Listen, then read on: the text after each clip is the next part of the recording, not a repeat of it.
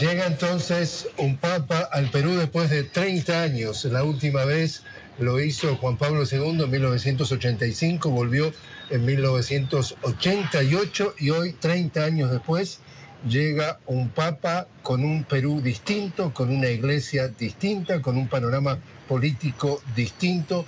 Todos esos desafíos los va a enfrentar entonces el Papa Francisco en una agenda de 3 días en donde estará visitando zonas estratégicas desde el punto de vista de los grupos que le interesa justamente hablar y dirigirle su mensaje, pero nada mejor para ayudarnos en esta cobertura especial que estamos iniciando ahora desde el Perú, de contar con la presencia y con el apoyo del sacerdote jesuita, el padre Ernesto Cavazza. Él es el rector de la Universidad Antonio Ruiz de Montoya y además es el presidente de la Asociación de Universidades Jesuitas de América Latina.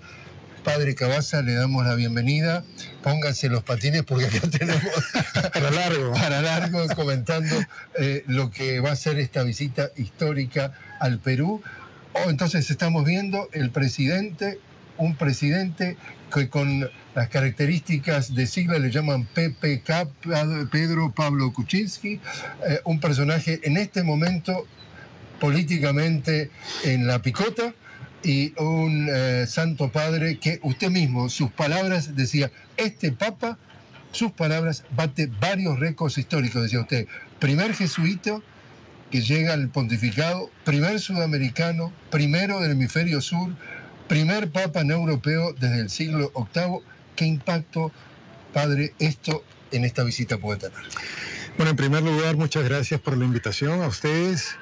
También saludar a toda la audiencia de Telesur en América Latina, en el Perú, a todos los amigos de AUSJAL, de la Asociación de Universidades Jesuitas de América Latina, en todas partes de nuestro continente.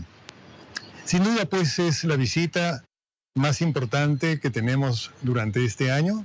Es el Papa, que representa varias cosas. Representa, por supuesto, a la Iglesia Católica, es el jefe de la Iglesia, es el que ahora representa a más o menos 1.200 millones de católicos, ¿no? Son las cifras que suelen darse. La religión con más fieles en el mundo.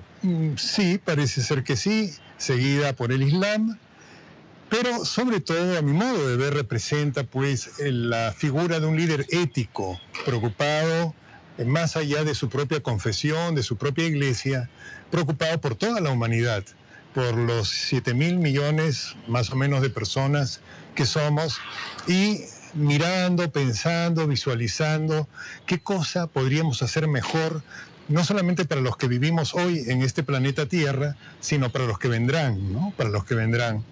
Y déjeme interrumpirlo allí, padre, porque dentro de ese desafío, la iglesia no es algo monolítico, no es algo monocromático. Y usted ponía énfasis muy bien en el primer jesuita en llegar justamente al pontificado. Y acá vemos que acaba de pisar territorio peruano y va a encontrar más de un color dentro de la iglesia peruana. Por ejemplo, nada menos que el cardenal Cipriani, la máxima autoridad religiosa, antes de que él llegara a ser papa, dijo que no lo respetaba, y hoy por hoy dijo que tiene posiciones contrarias al pensamiento del Papa, y le digo por lo menos en qué temas: equidad de género, protección al medio ambiente, comunión para los divorciados. Acá va a haber que conciliar la visión del Papa con lo que encuentra localmente, que es una iglesia conservadora, por no decir de derecha, extrema derecha. En la iglesia hay división de posiciones y de opiniones, no de doctrina, ¿no? En lo nuclear todos queremos seguir a Jesús y estamos en esta iglesia de Jesús porque nos sentimos llamados a seguirlo, nos pertenecemos a ella. Pero dentro de ella, sobre muchos temas, va a encontrar usted que hay pues diferentes opiniones. Pero no es de hoy, eso comenzó con la primitiva iglesia. Pedro y Pablo ya se pelearon en el Concilio de Jerusalén, y estamos hablando de los primeros. Y sobre temas, por ejemplo, si había que obligar o no obligar a todos a seguir prácticas judaizantes, Y en ese tipo de posturas, los dos no coincidían. Tuvieron que llamar a un concilio de las autoridades religiosas de esa época que estaban conformando la primera iglesia para ponerse de acuerdo y ver qué cosa era lo que convenía hacer. O sea que no hay que asustarse de que en la iglesia haya diversidad de opiniones. Es normal que en un grupo humano que tiene 1.200 millones de personas haya pues diferencia de opiniones, ¿no? Y sobre temas importantes. Pero la visita es pastoral, eso sí es importante remarcarlo, lo dice el Papa, lo dice la Iglesia. Bueno, viene el Papa a ver a los peruanos, no solamente a los católicos peruanos, viene a conocer a los peruanos. Ya lo decía en el mensaje previo a la visita a Chile y a Perú. Nos mandaba un mensaje diciendo, quiero estar cerca de ustedes. No dice, quiero estar cerca de los católicos, quiero estar cerca de los chilenos en Chile, de los peruanos en Perú. Porque es un hombre pues que tiene grande corazón, un corazón magnánimo, ¿no? Muy grande ánimo, magna ánimo. Entonces viene a visitar al Perú, viene a conocer de cerca los problemas del país, viene a dar una palabra de esperanza.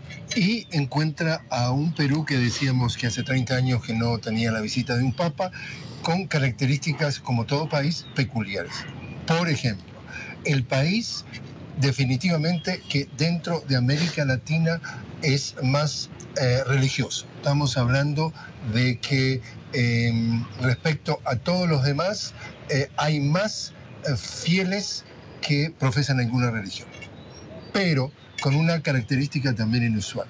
Cuando en 1988 se va del Perú Juan Pablo II, el 90% de los peruanos, según las encuestas, era católico. Hoy los peruanos son 32 millones y los católicos pasaron a ser el 76% de los creyentes. ¿Qué pasó, padre? Bueno, pasó que buena parte de esos pasaron a las iglesias evangélicas, de los católicos o de los que se profesaban católicos en ese entonces. Pasó que las iglesias evangélicas crecieron también por su propio ritmo de crecimiento. Eran alrededor del 3 o 4% en el censo del 72. En este momento se calcula que son alrededor del 18% más o menos de peruanos los que profesan la fe cristiana evangélica. Y vamos a ver el censo. Hemos tenido un censo hace muy poco, los resultados deben estar este año, a ver qué cosa nos dice respecto de los números de católicos y básicamente evangélicos. El grupo de no creyentes, ateos, agnósticos, no supera en este momento el 8 o 9%.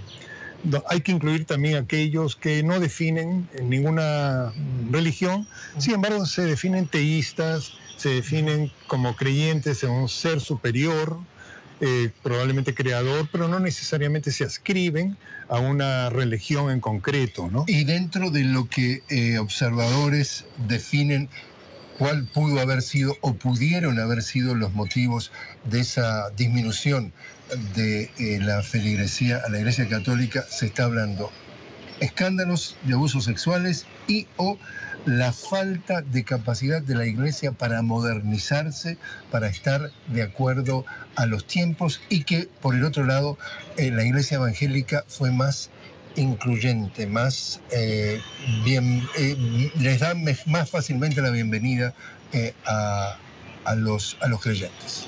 Sí, yo creo que ahí nosotros los católicos tenemos que hacer una clara autocrítica, una reflexión sobre por qué este tipo de sucesos se han dado. ¿Qué estamos viendo, padre, allí? El saludo de... Están saludando los miembros del gobierno en este momento.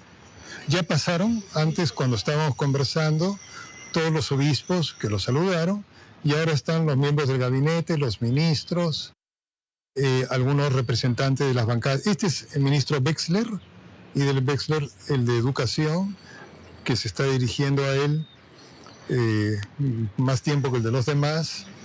En fin, van pasando uno tras otro. Pero volviendo a lo que usted me había preguntado, yo creo que pues hay que hacer ahí hay una reflexión que queda pendiente. Creo que tiene que ver, en primer lugar, con la poca cercanía que los católicos en general manifestamos a todos aquellos que admitimos a la Iglesia a través del bautismo. Entonces, admitimos a muchos niños y después no los acompañamos en su proceso de maduración en la fe. Y entonces la llegada o el porcentaje de las personas a la que llega la Iglesia Católica, si bautiza, vamos a suponer, a un 75, 80% de la población, finalmente podemos acompañar solo a un 10% de la población. Entonces tenemos un margen de unos 60 o 65% a la que no llegamos habitualmente. Ahí cualquier cosa puede pasar, otros pueden llegar y entonces dicen para que otros para otra gente, así es. Entonces hay ahí una falta de cercanía permanente, habitual, que tendríamos que repensar. Y en el caso particular del Papa Francisco, un Papa que ha roto prácticamente todos los protocolos, el hecho de esa informalidad, el hecho de esa cercanía que él manifiesta permanentemente con la gente, con la feligresía, ayuda entonces a romper ese pasado que mostraba una iglesia distante. Pero no basta, ¿no? Yo sí creo que este Papa pues tiene en ese sentido un carisma particular y atrae por su carisma no solamente a los católicos, también a los no católicos. Es decir, gente que no es católica con la que yo converso, me dice, oye, ahí usted es un Papa marquetero, me dicen. Ahora sí, la Iglesia Católica va, pero no se trata de hacer marketing, sino se trata de desafiar a la gente a crecer en el sentido de su trascendencia, de cómo se plantea el sentido de su vida. Y ahí la religión puede tener una respuesta, y ahí la Iglesia puede ayudarle a las personas a tener una respuesta.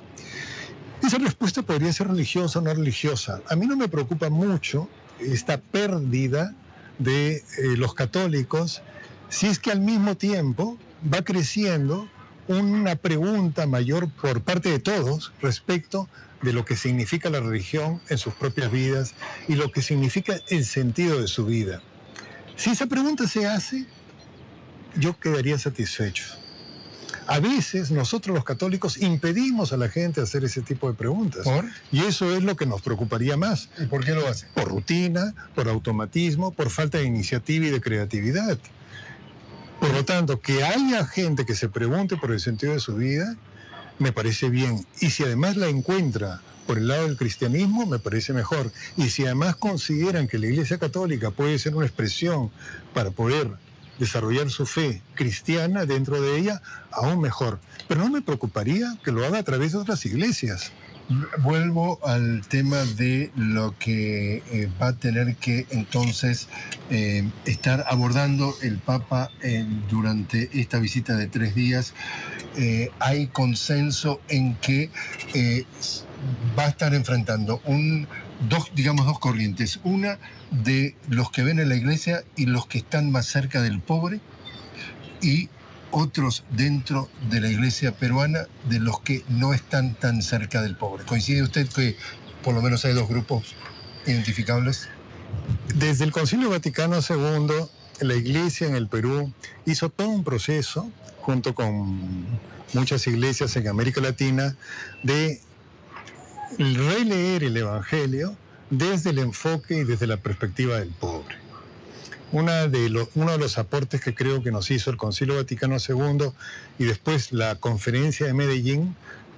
Ahí ya se está montando en el Fiat 500, ya empezó la propaganda para Fiat. Que lo va a llevar, como le decía, al comienzo de la Avenida Brasil. Y que una de las características es que él ha elegido que el vehículo no sea suntuoso, que no sea ampuloso, que sea un vehículo normal. Lo único que se le hizo fue un apoyabrazo especial en ese brazo derecho para que pueda estar permanentemente saludando a las multitudes. Pero eso es también un cambio, digamos, de imagen de la iglesia, que aquel Mercedes-Benz que sistemáticamente acompañaba al Papa, ahora este es un vehículo absolutamente, digamos, popular. Y hay que decir que ese rasgo lo acompaña desde siempre, ¿no? No es el tema de escoger medios fundamentalmente austeros, necesarios, pero no lujosos. Esto le viene de atrás, de cuando él era sacerdote, de cuando atendía parroquias populares, allá en Buenos Aires, en San Miguel, él muy cercano a la gente, muy del pueblo, y después ha continuado esa línea cuando lo hicieron obispo, cuando lo hicieron cardenal y ahora cuando lo han hecho papa. O sea, es un hombre coherente en el sentido de que intenta vivir su fe al estilo de Jesús. ¿Le parece difícil pronosticar de que va a encontrar menos incidentes de, entre comillas, resistencia como encontró en Chile y por tanto la seguridad extrema que se tuvo que tomar en Chile ante manifestaciones de protesta, las veamos en menos grado o no las veamos acá en la visita a Perú? Yo creo que son dos países diferentes, dos situaciones diferentes, dos historias diferentes, ¿no?